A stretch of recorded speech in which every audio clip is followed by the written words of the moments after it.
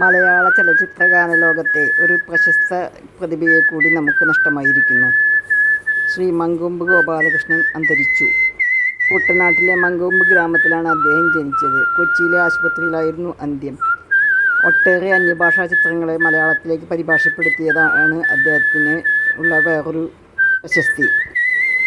MBS Devarajan master, Baburaj തുടങ്ങിയ പ്രമുഖ സംഗീത സംവിധായകർക്കൊപ്പം പ്രവർത്തിച്ചിട്ടുണ്ട്. നിരവധി അന്യഭാഷാ ഗാനങ്ങൾക്ക് മൊഴിമാറ്റം നടത്തിയ അദ്ദേഹത്തിൻ്റെ മുകിൽ വർണ്ണ എന്ന ബാഹുബലിയിലെ ഗാനം വളരെയധികം ശ്രദ്ധേയമായ ഒരു ഗാനമാണ്.